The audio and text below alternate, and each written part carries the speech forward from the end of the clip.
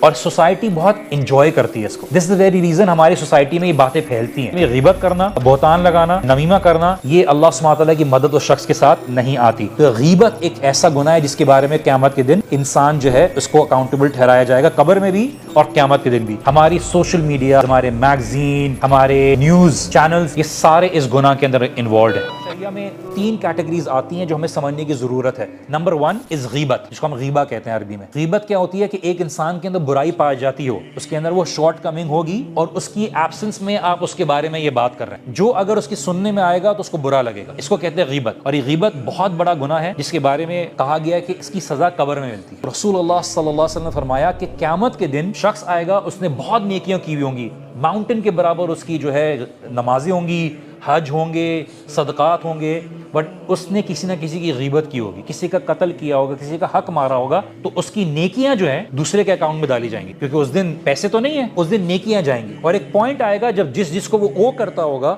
اس کی تمام نیکیاں ختم ہو جائیں گی، بٹ ابھی بھی اکاؤنٹ باقی ہوگا، تو دوسروں کے گناہ اس کے اکاؤنٹ میں ڈالے جائیں گے. بیکاز دس از دا یوم الحساب، اس دن حساب برابر کرنا ہے، انصاف کرنا ہے. تو غیبت ایک ایسا گناہ ہے جس کے بارے میں قیامت کے دن انسان جو ہے اس کو اکاؤنٹیبل ٹھہرایا جائے گا، قبر میں بھی اور قیامت کے دن بھی. اس کے علاوہ دوسری کیٹیگری جو ہے نمیمہ، یہ ہماری سوسائٹی میں بڑی کامن ہے. کیا ہے؟ آپ کسی گیدرنگ میں بیٹھے ہوئے ہیں، کسی کا ڈسکشن چلا کہ فراز یا احمد کے بارے میں لوگوں نے باتیں شروع کی، تو پتہ ہے اس نے بڑا لون لے کے گاڑی کو سوپڈ اپ کرایا ہوا ہے، وغیرہ وغیرہ کرایا ہوا ہے، and every body started laughing. اب آپ نے کیا کیا؟ اس میں بیٹھا ہوا ہے احمد گیا ہے اور احمد نے فراز کو بولا کہ تمہیں پتہ ہے تمہاری ایبسنس میں فلاں ایسی بات کر رہا تھا. اب دوسرے کے دل میں دوسرے کے بارے میں برائی آ گئی. اس نے کیا کیا؟ ایک آلریڈی گناہ ہو رہا تھا غیبت کا، اب اس نے اس کو جا کے یہ غیبت کا جو ہو رہا تھا اس کو بتا دیا، جس کا کوئی بینیفٹ نہیں تھا. بینیفٹ ان سینس آپ بولتے یار be aware of this guy, don't trust this guy, یہ الگ بات تھی، لیکن آپ نے وہ باتیں جو ہوئی ہیں نا اس کو بتانا شروع کر دی. یہ نمیمہ. رسول اللہ صلی اللہ علیہ وسلم فرمایا کہ نمیمہ کرنے والا جنت میں داخل نہیں ہوگا. تیسرا ہے بہتان، جو ہم نے بات کی، کسی کے بعد جھوٹا ایکوزیشن لگانا. ہماری سوشل میڈیا، ہمارے میگزین، ہمارے